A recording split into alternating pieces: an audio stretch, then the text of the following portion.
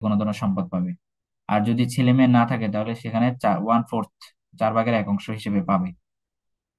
এখন কেউ যদি এরকম হয় যে সে ওসিয়ত করার সময় এর বেশি লিখে দিয়ে যায়, তাহলে কিন্তু তার ছেলে এবং মেয়ে যারা থাকবে তারা কিন্তু ঠকে যাবে। তো ইসলাম এটা কখনো চায় না যে একজন ব্যক্তির ওসিয়ত করার মাধ্যমে আরেকজন ব্যক্তি ঠকে যাক। আবার এরকমও কেউ করতে পারে, যেমন যেখানে ছেলে 2 অংশ আর মেয়ে 1 অংশ, এই সিস্টেমটা এইভাবে পায়, মানে মেয়ে পায় ছেলের অর্ধেক আর ছেলে পায় হচ্ছে মেয়ের ডাবল।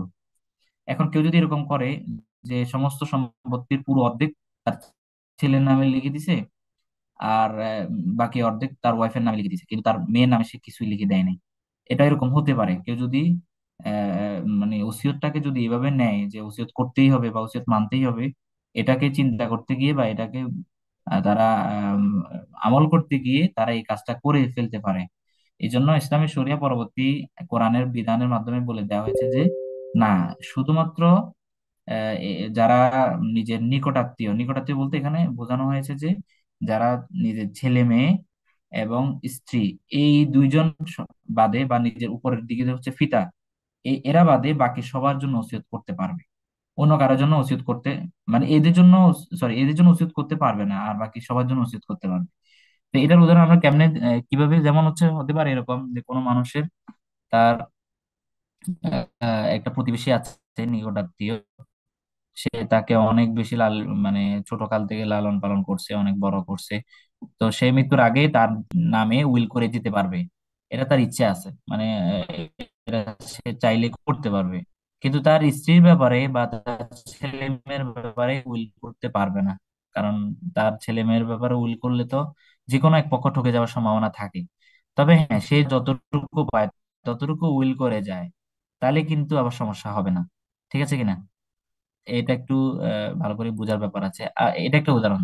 সেকেন্ড উদাহরণ হচ্ছে যে আমরা বিস্তারিত বলেছিলাম এই সেকশনকে, যে কারো এরকম হতে পারে যে নর্মালি সম্পত্তি পায় হলো প্রেসিডেন্ট অনুযায়ী, মানে একটা লোক মারা গেছে, তার ছেলে মেয়েরা কারণ কাছাকাছি যারা আছে তারা পায়।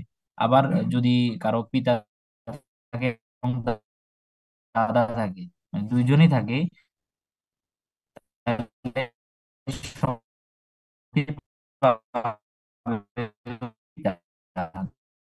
দাদা পাবে না। কারণ সিস্টেম অনুযায়ী কাছাকাছি একজন লোক মারা গেছে, উপরের দিকে হলো তার পিতা আর নিচের দিকে হলো তার ছেলে বা মেয়ে, এভাবে পায়। কিন্তু ছেলে মেয়েকে টপকাইয়া গিয়ে ওই যে নাতি পাবে না, আবার পিতাকে টপকাইয়া গিয়ে দাদা পাবে না। বুঝতে পারছি কিনা? তো এটা একটা নিয়ম আছে। এখন এমনও হতে পারে যে একজন লোক মারা গেছে, পরের একটা নাতি তার জন্ম ছিল এবং ওই ছেলেটা মারা গেছে, এমন হতে পারে। অনেকে আছে না এরকম যে যে, বা- বাপ থাকতে তার দাদা মারা গেছে, এরকম হয়। বা ছেলে মারা গেছে, এরকম হয় যে ছেলের ঘরে নাতি রয়ে গেছে কিন্তু ছেলে মারা গেছে। এখন নর্মালি ওই লোকটা মারা গেলে কিন্তু তার ছেলে সম্পত্তিটা পেত, কিন্তু সে ছেলে আগে যখন মারা গেছে তার মানে নাতি তো ওই সম্পত্তিটা পাচ্ছে না। কারণ পাবে কেমনে? পায় পায় তো নর্মালি আগে হচ্ছে ছেলেরা। এখন যেহেতু ছেলে মারা গেছে এই জন্য তো নাতিরা বঞ্চিত। তো ইসলামী শরিয়ার নিয়ম হচ্ছে যে কেউ যদি চায় সে তার সম্পত্তিটা তার ওই নাতির নামে লিখে দিতে পারবে। তবে লিখে দেওয়ার একটা ক্রাইটেরিয়া আছে, সেটা হচ্ছে যে 1/3 লিখে দিতে পারবে, এর বেশি লিখে দিতে পারবে না। অর্থাৎ যদি লিখে দেওয়া হয় তাহলে সেটা কাউন্টেবল হবে 1/3। তার মানে কেউ যদি এরকম করে যে তার নাতির নামে, ওই নাতি যে নাতির বাবা নাই, তা ওই নাতির নামে যদি কেউ কিছু লিখে দিতে চায় বা সে যদি অর্ধেক লিখে দেয় তাহলে কিন্তু কাউন্ট হবে 1/3, মানে হাফ। এটা কাউন্ট হবে না, কারণ এক 3/1 অংশের বেশি কখনো উচিত করা যায় না। তাহলে এই হলো এখানকার বিষয়। তাহলে আমরা কোরআন দিয়ে কোরআন নাস্খ করা বা অ্যাব্রোগেশন করা এটার উদাহরণ দিয়েছি যে প্রথম অবস্থায় ইসলামের প্রাথমিক যুগে সবার ব্যাপারে ওসিয়ত করতে পারতো, কিন্তু পরবর্তী আরেকটা আয়াতের মাধ্যমে বলে দেওয়া হয়েছে যে নির্দিষ্ট যারা ভোগী, অর্থাৎ যারা নির্দিষ্ট অংশ পাবে, মানে মারা যাওয়ার পরে অটোমেটিকলি তার ওয়াইফ এবং তার ছেলে মেয়েরা সম্পত্তি পাবে, এদের ব্যাপারে ওসিয়ত করতে পারবে না, বাকি সবার ব্যাপারে ওসিয়ত করতে পারবে। তো তার কোনো একজন বন্ধুর ব্যাপারে সে ওসিয়ত করতে পারবে যে আমি, আমার এক ফ্রেন্ড ছিল, সে আমাকে অনেক বেশি ইয়া করেছে, হেল্প করেছে, আমি তার নামে কিছু সম্পত্তি লিখে দিয়ে গেলাম, এটা সে পারবে, সমস্যা নাই। কিন্তু নিজের মেয়ের নামে নিজের ছেলের নামে এবং নিজের ওয়াইফের নামে অথবা নিজের পিতার নামে ওসিয়ত করতে পারবে না, কারণ ওসিয়ত করলে এখানে এক পক্ষ ঠকে যাওয়ার সম্ভাবনা বেশি থাকে। এটা হলো কোরআন দিয়ে কোরআন নাস করা। এবার সেকেন্ড টপিক হচ্ছে সুন্নাহ অ্যাব্রোগেটেড বাই দ্য কোরআন, কোরআন দিয়ে সুন্নাহ অ্যাব্রোগেশন করা। এটা কিভাবে? ইসলামের প্রাথমিক যুগে রাসূল সাল্লাল্লাহু আলাইহি ওয়াসাল্লাম 17 মাস বাইতুল মুকাদ্দাস, বর্তমান যেটা জেরুজালেম বা ফিলিস্তিনে আছে, সেই জেরুজালেমের দিকে ফিরে নামাজ পড়েছেন, অর্থাৎ এটা রাসূল সাল্লাল্লাহু আলাইহি ওয়াসাল্লামের সুন্নাহ মানে হাদিস। ঠিক আছে। কিন্তু একবার এরকম মাঝে মধ্যে আল্লাহ রাসূল সাল্লাল্লাহু আলাইহি ওয়াসাল্লামের মনে হতো যে কাবা ঘর যদি কিবলা নির্ধারণ হতো তাহলে মনে হয় অনেক ভালো হয়। তো আল্লাহ রাসূল সাল্লাল্লাহু আলাইহি ওয়াসাল্লামের এই যে মনের যে একটা কনসেশন, এটা আল্লাহ সুবহানাহু ওয়া তাআলা বুঝেছেন এবং নির্দিষ্ট সময়ের পরে একদিন একটা মসজিদে, ওই মসজিদের বর্তমানে এখনো আছে, মসজিদে জুল কিবলাতাইন, জোহর নামাজ পড়া অবস্থায় সবাই তাদের কেবলা চেঞ্জ করে ফেলছে। মানে ধরেন যদি উত্তর দিকে থাকে, সবাই মিলে ঘুরে পূর্ব দিকে ফিরে গেছে। পূর্ব দিকে বলতে এই জন্য বলেছি, সৌদি আরবের যেখানে অবস্থান বা মদিনার যেখানে অবস্থান সেখান থেকে কিবলা বা কাবাঘর হচ্ছে পূর্ব দিকে, এই জন্য পূর্ব দিকে বললাম। তো এখানে আয়াতটা নাযিল হয়েছে ফাওয়াল্লি ওয়াজহাকা শাতরাল মাসজিদিল হারাম ওয়া হাইসুমা কুনতুম ফাওয়াল্লু উজুহাকুম শাতরা। এখানে বলেছে তুমি তোমার চেহারাকে মসজিদ হারামের দিকে ফেরাও। তার মানে রাসূল সাল্লাল্লাহু আলাইহি ওয়াসাল্লামের যে আগে কাজটা ছিল বাইতুল মুকাদ্দাসের দিকে ফিরে নামাজ পড়া, তো সেই কাজটাকে বাতিল করে দেওয়া হয়েছে কিসের মাধ্যমে? কাবা ঘরের দিকে কিবলা নির্ধারণ করার মাধ্যমে।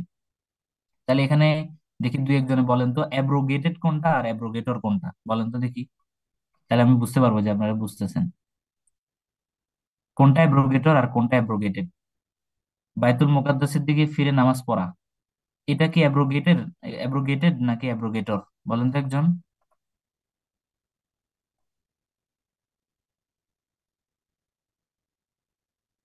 Sir abrogated. হ্যাঁ, অ্যাব্রোগেটেড। হ্যাঁ, থ্যাংক ইউ। আর মসজিদে হারামের দিকে ফিরে কিবলা, মানে কিবলা নির্ধারণ হওয়া, তাহলে সেটা কি হবে? অ্যাব্রোগেটিং। অ্যাব্রোগেটিং বা অ্যাব্রোগেটর। জি স্যার। হ্যাঁ, থ্যাংক ইউ, ঠিক আছে, তাহলে বুঝতে পেরেছেন। তো বলছেন না, মানে হচ্ছে যেটাকে রহিত করা হয়েছে সেটা হচ্ছে অ্যাব্রোগেটেড, আর যেটা রহিত করেছে, মানে আরেকজনকে রহিত করেছে আরেকটাকে, তাহলে সেটা হচ্ছে অ্যাব্রোগেটর। মানে পরেরটা বিধান নির্ধারণ হবে, আগেরটা বিধান নির্ধারণ হবে না। এখন এটা বুঝ এটা এটা কেন প্রয়োজন, এটা জানা কেন প্রয়োজন আমরা মাঝে মাঝে বলি। এটা এই জন্য প্রয়োজন, ধরেন হচ্ছে যে কেউ যদি রাসূল সাল্লাল্লাহু আলাইহি ওয়াসাল্লামের হাদিস পড়ছে, সে দেখলো যে রাসূল সাল্লাল্লাহু আলাইহি ওয়াসাল্লাম বাইতুল মুকাদ্দাসের দিকে ফিরে নামাজ পড়েছে, তো সে দেখা যাচ্ছে যে পরবর্তী সে যদি না জানে যে আমাদের কিবলা নির্ধারণ করা হয়েছে হচ্ছে কাবাগর, তাহলে সে কিন্তু অটোমেটিকলি ওই যে রাসূল সাল্লাল্লাহু আলাইহি ওয়াসাল্লামের হাদিসটা দেখে সে বাইতুল মুকাদ্দাসের দিকে ফিরে নামাজ পড়া শুরু করে দিবে। বলবে যে কি রে, আল্লাহ রাসূল তো বাইতুল মুকাদ্দাসের দিকে ফিরে নামাজ পড়েছে, তাহলে তো এটা এখানে নিষেধ করা হয় নাই। ঠিক আছে, কিন্তু তার এই জিনিসটা জানা প্রয়োজন যে আল্লাহ সুবহানাহু ওয়া তাআলা কোরআন আয়াতের মাধ্যমে এই যে রাসূল সাল্লাল্লাহু আলাইহি ওয়াসাল্লাম যে বাইতুল মুকাদ্দাস থেকে ফিরে নামাজ পড়েছেন এটাকে অ্যাব্রোগেশন করে ফেলেছেন। এই জন্য আমার এখন বাইতুল মুকাদ্দাস থেকে ফিরে নামাজ পড়লে আমার নামাজ হবে না। বুঝা গেছে? এই কারণে অ্যাব্রোগেশন সিস্টেমটা করা হয়েছে। 3 নাম্বার হচ্ছে সুন্নাহ অ্যাব্রোগেটিং কোরআনিক রুলিং বা সুন্নাহ অ্যাব্রোগেটস এই সুন্নাহ, মানে কখনো, সরি, আমরা 4 নাম্বারটা আগে বলি। সুন্নাহ অ্যাব্রোগেটেড বাই অ্যানাদার সুন্নাহ, অর্থাৎ হাদিস দিয়ে হাদিসকে অ্যাব্রোগেশন করা। এটা কিভাবে? যেমন আমরা আপনাদেরকে বলেছিলাম যে the total Surah number of Al Quran is 114। তো আবার সূরা ফালাক এবং সূরা নাস মিলে হচ্ছে 113। আবার সূরা আনফাল সূরা তাওবা মিলে 112, এটা অনেকে বলেছেন। কিন্তু এর বাইরে আমরা কিন্তু আরো একটা বলেছিলাম যে আল কোরআনে দুইটা সূরা আছে 116, যেটাকে আমরা বলি সূরা আল হিজর এবং সূরা আল খুল। এই দুইটা সূরা আছে। তো আপনারা কোরআন যারা পড়ে থাকেন বা কোরআন যারা পড়ছেন, এরা কিন্তু 116 কোথাও পাবেন না। তার মানে এখন এই যে সূরাটা কোথায় গেল, বুঝতেছে না, এটা মূলত অ্যাব্রোগেটেড হয়ে গেছে। ঠিক আছে কিনা, এটা হাদিস দিয়ে অ্যাব্রোগেশন করা হয়েছে। আবার এটা একটা কারণ। আরেকটা উদাহরণ এভাবে বলা যেতে পারে যে ইসলামের প্রাথমিক যুগে কবর জিয়ারত করাটা নিষেধ ছিল। কেন নিষেধ ছিল, এগুলোর অনেকগুলো কারণ আছে। বিশেষ করে কারণ হচ্ছে যে ইসলামের প্রাথমিক যুগে যাতে সবাই শিরকের মধ্যে লিপ্ত না হয়ে যায়, এই জন্য প্রাথমিক যুগে এটাকে নিষেধ করা হয়েছে। কিন্তু পরবর্তী শেষ জমানায় বা আল্লাহ সাল্লাল্লাহু আলাইহি ওয়াসাল্লামের শেষ সময়ে উনি এটাকে জায়েজ করে দিয়েছেন, বলেছেন যে আলা ফাজুরু হাল আন, তোমরা এখন কবর জিয়ারত করতে পারবে। তার মানে বোঝা যাচ্ছে যে কেউ যদি হাদিসটা পড়তে লাগছিল, তখন সে দেখতে পাচ্ছে যে প্রথম দিকে আল্লাহ সাল্লাল্লাহু আলাইহি ওয়াসাল্লাম বলছেন যে তোমরা কবর জিয়ারত করবে না, কিন্তু ঠিক পরবর্তী আরেকটা হাদিসে বলা হচ্ছে যে তোমরা এখন কবর জিয়ারত করতে পারবে। এখন তার যদি এব্রোগেশন সিস্টেমটা না জানা থাকে, তাহলে সে কিন্তু প্রথমে ওই যে কবর জিয়ারত করতে পারবে না। এটা দেখে সে তো বলবে যে না, মনে হয় আল্লাহ রাসূল সাল্লাল্লাহু আলাইহি ওয়াসাল্লাম কবর জিয়ারত করতে নিষেধ করেছেন। কিন্তু তার তো এই জিনিসটা জানতে হবে যে আল্লাহ রাসূল সাল্লাল্লাহু আলাইহি ওয়াসাল্লাম এই হাদিসটা আরেকটা হাদিসের মাধ্যমে এব্রোগেশন হয়েছে। এটা একটা উদাহরণ। আরেকটা উদাহরণ হচ্ছে যে, যেমন একটা হাদিসে আছে বুখারীর, যে আল্লাহ রাসূল সাল্লাল্লাহু আলাইহি ওয়াসাল্লাম দাঁড়িয়ে প্রস্রাব করেছেন। এখন এটা দেখে অনেকের মনে যায়, এটা ধারণা হতে পারে যে কি ব্যাপার, আল্লাহ রাসূল দাঁড়িয়ে প্রস্রাব করেছেন, তার মানে মনে হয় আল্লাহ দাঁড়িয়ে প্রস্রাব করাটা জায়েজ আছে। কিন্তু তার এই জিনিসটা জানতে হবে যে এর পরবর্তী আরো অন্যান্য অনেক হাদিসে আল্লাহ রাসূল দাঁড়িয়ে প্রস্রাব করার ব্যাপারে নিরুৎসাহিত করেছেন। তবে এখানে জানার বিষয় আছে যে আল্লাহ রাসূল কেন দাঁড়িয়ে প্রস্রাব করেছেন, দুইটা ব্যাখ্যা দেওয়া হয় নর্মালি। একটা হচ্ছে যে আল্লাহ রাসূল সাল্লাল্লাহু আলাইহি ওয়াসাল্লাম অসুস্থ ছিলেন, হতে পারে পায়ের ব্যথা বা যে কোনো, এটা ব্যাখ্যা বলা হয়নি বা বিস্তারিত বলা হয়নি। তো ওই অসুস্থতার কারণে আল্লাহ রাসূল সাল্লাল্লাহু আলাইহি ওয়াসাল্লাম দাঁড়িয়ে প্রস্রাব করেছেন এক। দ্বিতীয় কারণ হচ্ছে যে কেউ কেউ বলছেন যে না, ওখানে একটা ময়লার ভাগাড় ছিল, যেখানে বসে প্রস্রাব করলে ওনার রাসূল সাল্লাল্লাহু আলাইহি ওয়াসাল্লামের গায়ে ময়লা লাগার সম্ভাবনা ছিল, এই জন্য আল্লাহ রাসূল দাঁড়িয়ে প্রস্রাব করেছে। কিন্তু এই হাদিসটা দেখে এটা মনে করা যাবে না যে মনে হয় দাঁড়িয়ে প্রস্রাব করা যাবে।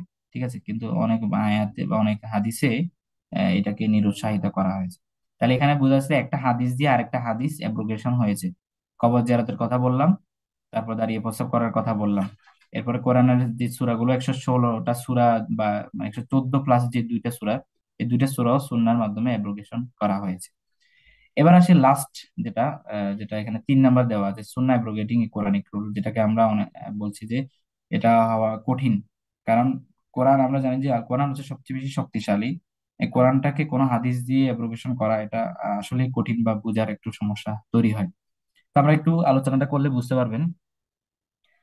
দেখেন, সূরা নূরে 2 নম্বর আয়াতে আল্লাহ সুবহানাহু ওয়া তাআলা বলেছেন, আয-যানিয়াতু ওয়াজ-যানি ফাজলিদু কুল্লা ওয়াহিদিম মিনহুমা মিআতা জালদা। ওখানে এখানে বলা হয়েছে যে উম, জেনাকারী পুরুষ এবং নারী তাদের প্রত্যেককেই 100 বেত্রাঘাত করো। কিন্তু আমরা দেখতে পাই যে আল্লাহ রাসূলের জীবদ্দশায় একটা মহিলা, বা দুই একটা ঘটনা এরকম আছে, তার মধ্যে একটা ঘটনা এরকম আছে যেখানে আল্লাহ রাসূল এক মহিলাকে পাথর মেরে হত্যা করেছেন। তাহলে এখানে এটা কোরআনে কিন্তু ঠিক বিপরীত হয়ে গেছে, সে জেনা করার পরে আল্লাহ রাসূল তাকে পাথর মেরে হত্যা করেছেন, কিন্তু কোরআন বলছে তাকে 100 বেত্রাঘাত করো। এখন এটা বিপরীত হয়ে গেল না? তো এটার সমাধানটা কিভাবে? মূলত ওই ঘটনাটা আমরা একটু খেয়াল করি, যেখানে একজন মহিলা আল্লাহ রাসূলের কাছে এসে বলল, ইয়া রাসূলুল্লাহ, আমি জিনা করেছি, আমাকে মুক্ত করুন। আল্লাহ রাসূল তার চেহারা ডান দিকে ফিরিয়ে নিলেন। পরে ওই মহিলা ডান দিকে এসে আবার বলল, আল্লাহ রাসূল বাম দিকে ফিরিয়ে নিলেন, সে আবার বাম দিকে এসে আবার বলল। পরে আল্লাহ রাসূল সাল্লাল্লাহু আলাইহি ওয়াসাল্লাম তাকে বলেন যে দেখো, তুমি কি সত্য কথা বলছো, তোমাকে কি কোন প্ররোচনা করছে, নাকি তুমি ইচ্ছা করে এই কথাটা বলতেছো? বলছি, ইয়া রাসূলুল্লাহ, আমি ইচ্ছা করে এই কথাটা বলছি এবং আমি আমার গুনাহের স্বীকৃতি দিচ্ছি, আমাকে আপনি জেনার শাস্তি দিয়ে মুক্ত করুন। তো আল্লাহ রাসূল বলছে, আচ্ছা ঠিক আছে, তোমার কি পেটে বাচ্চা চলে আসছে? সে বলছে যে হ্যাঁ, আমার পেটে বাচ্চা আছে। তো আল্লাহ রাসূল তখন বললেন যে যেহেতু বাচ্চার কোনো দোষ নেই, সেহেতু তুমি বাচ্চা ডেলিভারি হওয়া পর্যন্ত অপেক্ষা করবে। পরে কিন্তু এখানে একটা বিষয় হচ্ছে যে, কিন্তু আল্লাহ রাসূল তাকে আসার কথা বলেন নাই, বলছে তুমি অপেক্ষা করবে। আচ্ছা, এরপরে ওই মহিলা বাচ্চাটা ডেলিভারি হওয়ার পরে আল্লাহ রাসূলের কাছে আসছে, আসে বলে, ইয়া রাসূলুল্লাহ, এবার আপনি আমাকে মুক্ত করুন, এই দেখেন আমার বাচ্চা, এটা এখন দুনিয়াতে আসছে। তখন আল্লাহ রাসূল বলছেন, দেখো, তোমার বাচ্চা কিন্তু কোনো অপরাধ করেনি। বাচ্চাটাকে তুমি যদি দুধ পান না করাও, তাহলে কিন্তু বাচ্চাটা মাহারা হয়ে যাবে এবং কঠিন অবস্থা তৈরি হবে। তোমার এখন করণীয় হচ্ছে বাচ্চাটাকে 2 বছর দুধ পান করানো, যেহেতু দুধ পান করার সর্বোচ্চ সময়সীমা হচ্ছে 2 বছর। তাহলে সে, ওই মহিলাটি পরে 2 বছর পরে আল্লাহ রাসূলের কাছে ওই বাচ্চাটাকে নিয়ে আসছে, বললো যে ইয়া রাসূলুল্লাহ, এই বাচ্চাটাকে আমি নিয়ে আসলাম এবং দেখেন সে এখন নিজ হাতেই খাইতে পারে, আলাদাভাবে খেতে পারে। তো আল্লাহ রাসূল দেখলেন যে হ্যাঁ, বাচ্চাটা আসলে আলাদাভাবে খাইতে পারে এবং তাকে এখন আর সমস্যা হবে না। তখন আল্লাহ রাসূল সাল্লাল্লাহু আলাইহি ওয়াসাল্লাম তাকে রজম বা পাথর মেরে হত্যা করার অনুমতি দিলেন। এখন এখানে দেখেন, তাহলে কোরআনের আয়াতটা দিয়ে হাদিস হাদিস দিয়ে কোরআন আয়াতটা কিন্তু রহিত হয়ে গেছে। কারণ কোরআনে বলছে যে 100 বেত্রাঘাত করা, আর হাদিসে বলা হচ্ছে যে পাথর মেরে হত্যা করা। তাহলে কোরআন আয়াতটা হাদিসের মাধ্যমে অ্যাব্রোগেশন করা হয়েছে। ঠিক আছে, যদি এটার ব্যাখ্যা আছে, ব্যাখ্যাটা আমরা কিছুক্ষণ পরে বলছি, তখন আপনাদের কাছে ক্লিয়ার হবে। তাহলে এখানে আমরা যে চারটা প্রকার বলেছি বুঝার কথা, কোরআন দিয়ে কোরআন, কোরআন দিয়ে হাদিস, হাদিস দিয়ে হাদিস, হাদিস দিয়ে কোরআন। কোরআন দিয়ে কোরআনের উদাহরণ দিয়েছি আমরা ওসিয়তের বা উইলের যে আয়াতটা, এটা প্রথমে ছিল সবার জন্য করা যেত, কিন্তু পরবর্তীতে রেস্ট্রিক্টেড করা হয়েছে। দুই নম্বর হচ্ছে যে হাদিস কোরআন দিয়ে হাদিস, সেটা কোনটা? বাইতুল মুকাদ্দাসের দিকে আল্লাহ রাসূল নামাজ পড়েছেন, সেটাকে অ্যাব্রোগেশন করা হয়েছে কিসের মাধ্যমে? কাবা ঘরের দিকে কিবলা নির্ধারণ করার মাধ্যমে। এরপরে সুন্নাহ দিয়ে কোরআন কোনটা, মানে হাদিস দিয়ে কোরআন, সেটা কোনটা? সেটা হচ্ছে যে জেনার শাস্তি কোরআনে আছে হলো 100 বেত্রাঘাত করা, আর হাদিসে আছে হলো পাথর মেরে হত্যা করা। তাহলে হাদিসটা দিয়ে কোরআনের আয়াতটাকে রহিত করা হয়েছে। আর 4 নম্বর হচ্ছে যে হাদিস দিয়ে হাদিস, সেটা কোন? ওই যে কবর জিয়ারতের প্রসঙ্গটা বললাম, বা দাড়ি প্রস্তাব করার ব্যাপারটা বললাম, এই দুটা জিনিস। আচ্ছা, এবার আসি আমাদের এটার আরেকটা প্রকার আছে। আরেকটা প্রকার হচ্ছে যে abrogation of the recited together with the legal ruling. এখানে যেমন হচ্ছে আমরা কিছুক্ষণ আগে বলেছিলাম আপনাদেরকে আল কোরআনের সূরা সংখ্যা 116। তো এই যে 116 যে বাড়তি যে দুইটা সূরা এখানে দেওয়া আছে, যেমন সূরা আল হিগ এবং সূরা আল খুল, এই যে দুইটা সূরা, এই দুইটা সূরা কিন্তু আল কোরআনে এখন পাওয়া যায় না। তার মানে এই দুইটা সূরার বিধান এবং তেলাওয়াত দুইটাই রহিত হয়ে গেছে। বুঝেছে? মানে এখানে এই কথাটাই লেখা হয়েছে, abrogation of the recited together with its legal ruling, অর্থাৎ এখানে তেলাওয়াতও রহিত হয়েছে এবং এটার বিধানও বা লিগ্যাল রুলিংটাও রহিত হয়ে গেছে। কারণ এখানে আমরা কিন্তু তেলাওয়াতটা না থাকার কারণে এটার যে বিধানগুলো আছে সেগুলো জানতে পারতেছি না। বুঝে গেছি না? এখন আপনাদের মনে প্রশ্ন জাগতে পারে যে এটা কখন করা হয়েছে বা কিভাবে করা হয়েছে বা এটা কে করেছে? এটা মূলত আল্লাহ রাসূল সাল্লাল্লাহু আলাইহি ওয়াসাল্লামের জীবদ্দশায় করা হয়েছে। এমন না যে এটা আমাদের রাসূল সাল্লাল্লাহু জীবদ্দশায় পরবর্তী যুগে এটা করা হয়েছে, এরকম না। আল্লাহ রাসূল জীবদ্দশায় তখনই তো আল্লাহ সুবহানাহু ওয়া তাআলার পক্ষ থেকে এটা ঘোষণা আসছে যে এটা লিখা যাবে না, লিপিবদ্ধ করা যাবে না, বা এটা লিগ্যাল রুলিং হিসেবে অ্যাকসেপ্ট করা যাবে না। এই জন্য এটাকে আলাদা করে যে লিপিবদ্ধ যারা করতেন আর কি, তারা লিপিবদ্ধ করেন নাই। বুঝা গেছে কিনা? তাহলে এটা হচ্ছে তেলাওয়াতও রহিত হয়ে গেছে, আবার এটার বিধানও রহিত হয়ে গেছে। তাহলে এটা এক প্রকার। সেকেন্ড প্রকার হচ্ছে abrogation of legal ruling without the recited verse. অর্থাৎ এখানে হচ্ছে যে শুধুমাত্র যে বিধানটা আছে সেই বিধানটা অ্যাব্রোগেশন করা হয়েছে, কিন্তু এর তেলাওয়াতটা আছে। তো এটা কোনটা? এটা দেখেন আমরা এর আগে প্রায় সময় আলোচনাগুলোতে করেছিলাম, আপনারা খেয়াল করবেন যে অ্যালকোহল বা মদ নিষিদ্ধ করার 4টা স্টেজ আছে। অর্থাৎ আল্লাহ সুবহানাহু ওয়া তাআলা কিন্তু চাইলেই মদটাকে এক স্টেজে নিষিদ্ধ করতে পারতেন, কিন্তু পরিস্থিতি বা সবকিছু বিবেচনা করে বা মানুষের অভ্যস্ততার উপর ভিত্তি করে এটাকে 4 স্টেজে হারাম ঘোষণা করেছেন। প্রথমে এটাকে অনুৎসাহিত করেছেন, পরে বলা হয়েছে যে না, তোমরা নামাজের ধারে কাছেও যাবে না যখন নেশাগ্রস্ত অবস্থায় থাকবে। এভাবে বলার পরে সর্বশেষ বলা হয়েছে যে তোমাদের জন্য মদ, জুয়া ইত্যাদি জিনিসগুলো তোমাদের জন্য হারাম ঘোষণা করা হয়েছে। তাহলে এখানে দেখেন, প্রথম যে 3টা আয়াত নাজিল হলো বা প্রথম যে 3টা আয়াত আছে, সেই তিনটার বিধান কিন্তু এখন বর্তমানে কার্যকর নেই। কার্যকর হচ্ছে সর্বশেষটা, যেখানে হারাম ঘোষণা করা হয়েছে। কিন্তু বাকি যে 3টা আছে, সেই 3টা কোরআনে থাকবে, তেলাওয়াত করা হবে, কিন্তু এটা রুলিং গুলো কিন্তু কার্যকর হবে না। বুঝে গেছে কিনা? আবার ওই যে আমরা কিছুক্ষণ আগে যে উদাহরণটা দিয়েছিলাম, আপনারা একটু দেখেন। এই যে যে উদাহরণটা, এই যে এখানে যে আয়াতটা, মানে যেখানে বলা হয়েছে যে তোমাদের জন্য ফরজ করা হয়েছে যে তোমরা মৃত্যুর আগে তোমরা উইল করে যাবে সকল ব্যক্তি সম্পর্কে, নিজের পিতামাতা, নিকট আত্মীয়দের ব্যাপারে উইল করে যাবে। তাহলে এই আয়াতটা কিন্তু বর্তমানে আছে, কিন্তু এটা রুলিংটা কিন্তু কার্যকর হবে না, কারণ এটা অ্যাব্রোগেশন হয়ে গেছে। তাহলে এখানে এই সেকেন্ড যে আমাদের কাইন্ডসটা আছে, এই সেকেন্ড কাইন্ডসে কিন্তু এই কথাটাই বলা হচ্ছে। মানে এখানে তেলাওয়াতটা থাকবে কিন্তু রুলিংটা কার্যকর হবে না। বুঝা গেছে? তাহলে এটা হলো এক ধরনের প্রকার। আর লাস্ট আরেক ধরনের প্রকার হচ্ছে abrogation of the recited verse without the legal ruling. এই যে এখানে একটা বুঝার ব্যাপার আছে। বুঝার ব্যাপারটা হলো এরকম, এখানে বলা হচ্ছে তেলাওয়াত থাকবে না কিন্তু বিধানটা কিন্তু কার্যকর। এটা কিভাবে? যেমন দেখেন, আমরা কিছুক্ষণ আগে যে আয়াতটা নিয়ে বলছিলাম যে একটু আলোচনা আছে, যেমন জেনার শাস্তি কোরআনে আছে, জেনার শাস্তি হলো 100 বেত্রাঘাত করা। আর হাদিস দ্বারা আমরা প্রমাণ পাইলাম যে সেখানে তাকে পাথর মেরে হত্যা করার কথা বলা হয়েছে। তাহলে আল্লাহ রাসূল তো এত বড় সাহস দেখাইতে পারেন না যে কোরআনের উপরে একটা বিধান কার্যকর করা। এটা কিন্তু কঠিন জিনিস কিন্তু, কারণ কোরআন সবসময় শক্তিশালী, এটা আমরা সবাই জানি, এবং আল্লাহ রাসূলও সেই জিনিসটা ফলো করেছেন। তাহলে আল্লাহ রাসূল কিসের উপর ভিত্তি করে তাকে পাথর মেরে হত্যা করেছে? এটা আমাদেরকে একটু খেয়াল করতে হবে। এখানে খেয়াল করার বিষয় হচ্ছে যে এখানে একটা কোরআন আয়াত, এখানে আয়াতটা দেওয়া আছে, ঠিক আছে?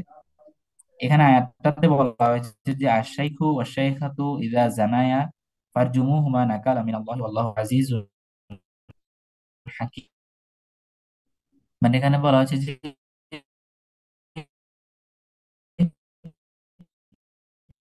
কোন বিবাহিত ব্যক্তি এরকম হত্যা করো। তো এটা হচ্ছে কিন্তু কোরআনের একটা আয়াত, যে আয়াতটা তেলাওয়াতটা রহিত হয়ে গেছে, মানে তার তেলাওয়াতটা রহিত হয়ে গেছে কিন্তু এর বিধানটা কার্যকর। ওই তেলাওয়াতের বা ওই আয়াতের উপর ভিত্তি করে কিন্তু আল্লাহ সাল্লাহ সাল্লাম ওই মহিলাকে পাথর মেরে হত্যা করার কথা বলেছেন। তার মানে এটা কিন্তু আসলে কোরআন আয়াতই। বুঝা গেছে কিনা? মানে এটা কিন্তু কোরআন আয়াতের বাহিরে নয়, এটা কোরআন আয়াতই। কিন্তু এটা বর্তমানে তেলাওয়াতটা নাই, এবং এটা কোরআনে বর্তমানে পাওয়া যায় না। আমরা যে কোরআনটা পড়ি সে কোরআনের মধ্যে এটা পাওয়া যায় না। এখন প্রশ্ন থাকতে পারে, তাহলে এটা কোথায় গেছে?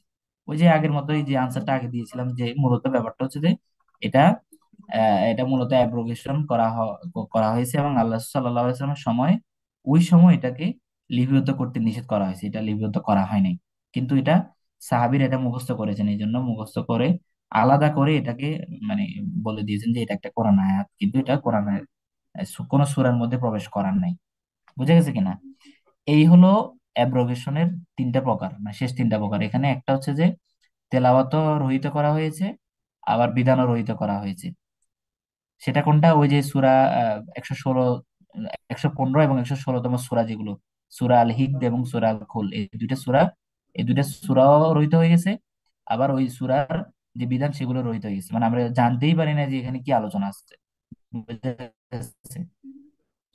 আর আরেকটা হচ্ছে যেখানে তেলাওয়াত রহিত হয়েছে কিন্তু বিধানটা কার্যকর কার্যকর আছে। সেটা কোনটা? এই যে সেটা হচ্ছে এটা, যে জেনার শাস্তি পাথর মেরে হত্যা করা, এটা তেলাওয়াতটা নাই কিন্তু এটার বিধানটা কার্যকর আছে। আর আরেকটাতে হচ্ছে যে শুধু তেলাওয়াত আছে কিন্তু বিধানটা নাই। সেটা কোনটা? যেমন যেখানে ওই যে অ্যালকোহলের যে চারটা আয়াত, যে চারটা আয়াত দিয়ে অ্যালকোহল হারাম করা হয়েছে, ঘোষণা করা হয়েছে, তার মধ্যে 4 নাম্বারটা কিন্তু অ্যাকসেপ্টেবল এবং 4 নাম্বারটা রুলিং থাকবে। কিন্তু বাকি যে তিনটা আছে সেগুলো শুধু তেলাওয়াত থাকবে কিন্তু এগুলোর বিধান কার্যকর হবে না। ঠিক আছে কিনা? এই এটা হলো একটা। আর আরেকটা হচ্ছে যে আমরা ওই যে উত্তরাধিকার সম্পত্তি বন্টনের ব্যাপারে যেটা বলেছি, উইল করা, উইল করার সিস্টেম আগে ছিল যে সবার জন্য করতে পারবে। তাহলে সবার জন্য করতে পারার যে আয়াতটা আছে সেই আয়াতটা কিন্তু থাকবে। মানে এটা কোরআন পড়তে গেলে কিন্তু আপনাকে আয়াতটা পড়তে হবে, কিন্তু এই বিধানটা কার্যকর হবে না। এখন এটা এগুলো কেন রাখা হয়েছে এই জন্য, এখন এটা আপনাকে জানতে হবে যে কেন বা কোন আয়াতটাকে নিষেধ করা বা অ্যাব্রোগেশন করা হয়েছে। নাহলে তো আপনি ওই আয়াতটা দেখে ওইটার উপর আমল করা শুরু করে দিবেন, যে মনে করবেন যে কি রে, তাহলে তো সবার জন্য মানে উইল করা যায়। কিন্তু আপনাকে এটা এই জিনিসটা জানতে হবে, বা এই টপিকটা সম্পর্কে আপনি যখন জানতে পারবেন তখন কিন্তু আপনি ক্লিয়ার থাকবেন যে না, এটা কিন্তু আমার অ্যাব্রোগেটেড হয়ে গেছে। তাহলে আমি সবার ব্যাপারে কিন্তু ইয়ে করতে পারবো না, ওসিয়ত করতে পারবো না বা উইল করতে পারবো না। আমি জাস্ট উইল করতে পারবো হচ্ছে যে ওই ব্যক্তিরা ছাড়া বাকি সবাই।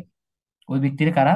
মানে স্ত্রী, ছেলে মেয়ে, এই বা উপরের দিকে হচ্ছে পিতা, এদের ব্যাপারে আপনি ওসিয়ত করতে পারবেন না, কিন্তু বাকি সবার ব্যাপারে ওসিয়ত করতে পারবেন। তবে ওসিয়তটা 3 ভাগ, ওয়ান থার্ড কার্যকর হবে, এর বেশি হলে ওসিয়তটা কার্যকর হবে না। যেমন কেউ একজন ওসিয়ত করলো যে আমার নাতির ব্যাপারে, মানে সে তার নাতির ব্যাপারে হাফ অংশ, মানে তার পুরো সম্পত্তির হাফ অংশ বা পুরো সম্পত্তির 2/3 অংশ সে লিখে দিছে, তাহলে এটা কাউন্টেবল হবে না, এটা কাউন্টেবল হবে 1/3। এবং আল্লাহ রাসূল এটাও বলেছেন যে 1/3ও অনেক। তার মানে 1/3 থেকে আরেকটু কম দিলে ভালো, মানে 1/4 দিলে ভালো, বা 1/5 দিলে ভালো। ঠিক আছে কিনা? এই হলো টোটাল অ্যাব্রোগেশন সিস্টেম। এখানে অনেকগুলো সুন্দর সুন্দর কথা আছে, জানতে পারলে নিজেদের কাছে ভালো লাগবে। আপনারা যারা বুঝেছেন তারা আশা করি উপকৃত হয়েছেন। এই ব্যাপারে কারো কোনো কোয়েশ্চেন আছে কিনা দেখি।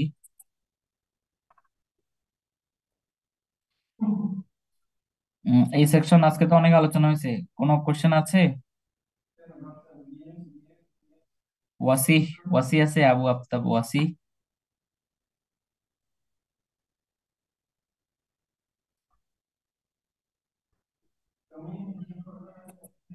আচ্ছা, নাই না?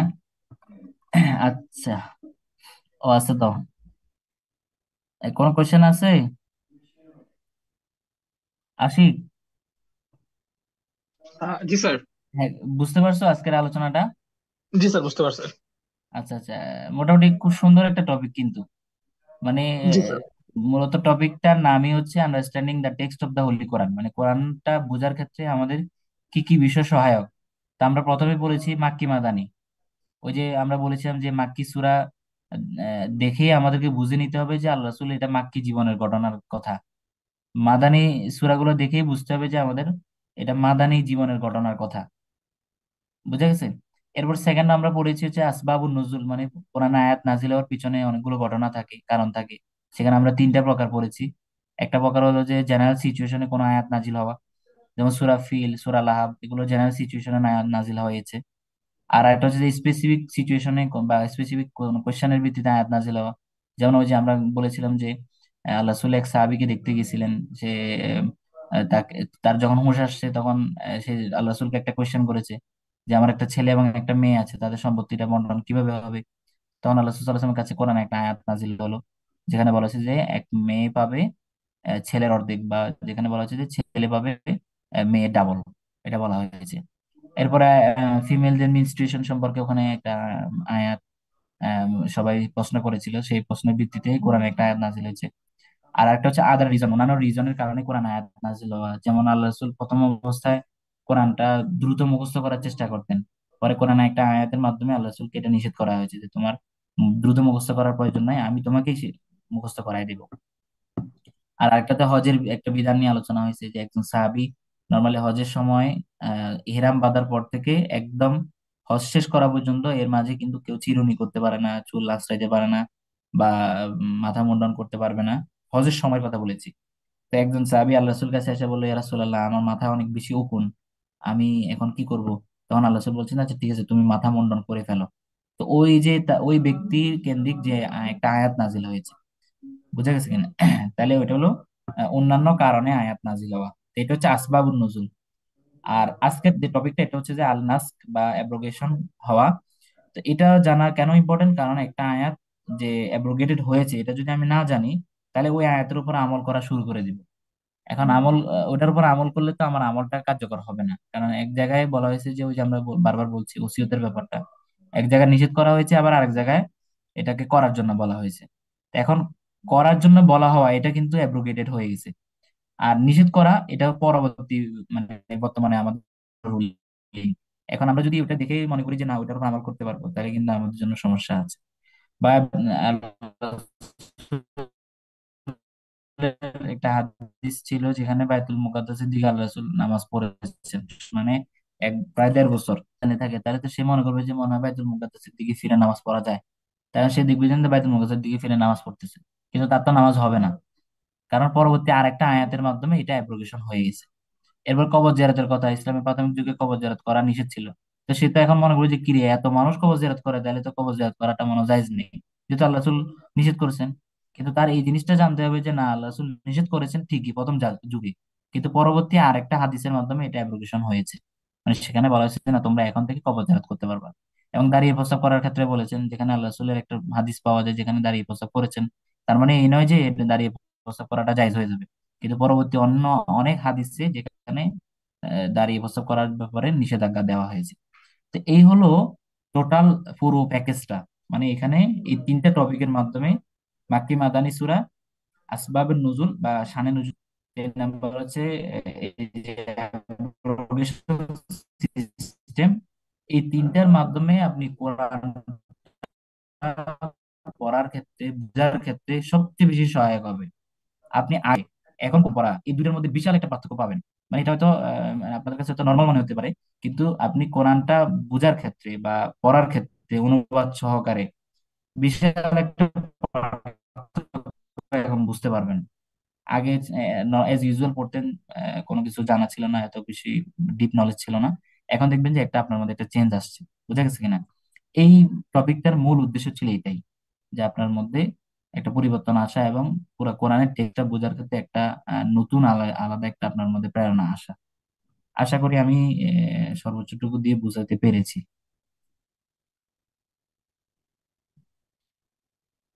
তো ঠিক আছে, সবাইকে অসংখ্য ধন্যবাদ। একটা স্ক্রিনশট রাখো আশিক, আর এই সেকশন থেকে কেউ একজন রাখো। সাদমান শাওন কিছু বলবে?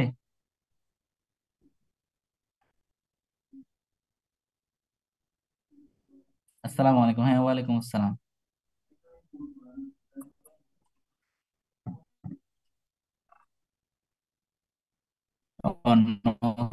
স্যার না।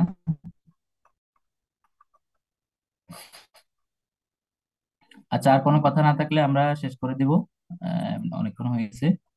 স্ক্রিনশট নেওয়া হয়েছে আশিকুজ্জামান। জি স্যার, স্ক্রিনশট নিয়ে ফেলছি আমি সবার। আচ্ছা, আর রাহাত একটা নাও, রাহাত বা জামিল যদি থাকো, জামিল নাও একটা।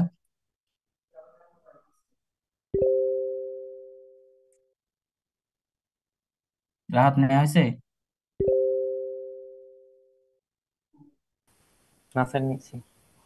আচ্ছা, তো ঠিক আছে, সবাইকে অসংখ্য ধন্যবাদ। আচ্ছা, তো ঠিক আছে, সবাইকে অসংখ্য ধন্যবাদ। বি সেকশনকে অনেক বেশি ধন্যবাদ। বি আসসালামু স্যার। সেকশনকে অনেক বেশি আসসালামু ধন্যবাদ। আলাইকুম স্যার। আসসালামু স্যার। আসসালামু আলাইকুম স্যার। আরে স্যারকে কমপ্লিট তো করতে যা ধন্যবাদ বলা। আরে স্যারকে আসসালামু কমপ্লিট তো আলাইকুম। করতে যা ধন্যবাদ বলা। আসসালামু আলাইকুম। আচ্ছা, তো ঠিক আছে, আল্লাহ হাফেজ, থ্যাংক ইউ। সালাম আলাইকুম।